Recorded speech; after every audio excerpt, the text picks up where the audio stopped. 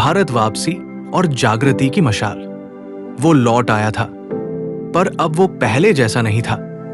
अब उसके भीतर था एक अनुभव, एक दर्शन और एक मिशन। 1897 स्वामी विवेकानंद भारत लौटे, 4 साल की ऐतिहासिक विदेश यात्रा के बाद। लेकिन ये कोई साधारण वापसी नहीं थी। जहां जहां उनकी पगध्वनि पड़ी, वहां उत्सव मनाया गया। कोलकाता से लेकर मद्रास तक हर शहर, हर गली में बस एक ही नारा था, विवेकानंद वापस आ गए हैं।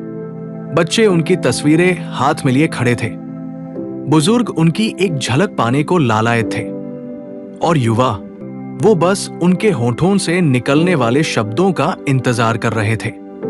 पहला भाषण मद्रास में, हजारों की भीड़ के सामने।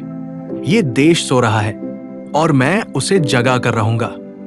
उन्होंने भारत को आईना दिखाया, भूख, जात-पात, अंधविश्वास और आत्मग्लानि से ग्रसित भारत को, और साथ ही दिखाई आत्मगौरव, वेदांत, विज्ञान और संस्कृति से ओतप्रोत भविष्य की झलक।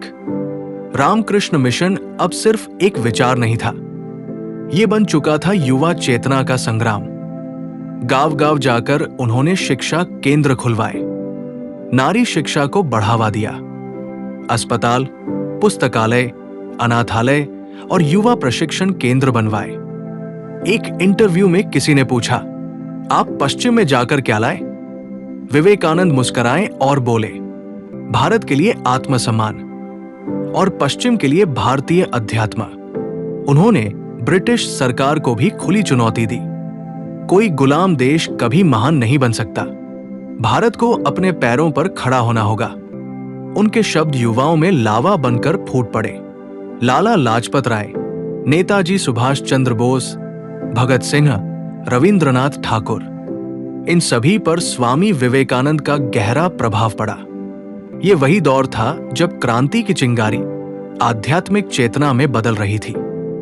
स्वामी जी ने कहा, मुझे एक ऐसा भारत चाहिए जहां हर युवा कहे, मैं कुछ कर सकता हूं। अध्याय 13 हमें एक महान वापसी की कहानी बताता है, जो सिर्फ एक महापुरुष की नहीं, बल्कि उस चेतना की थी जिसने भारत को फिर से भारत बना दिया।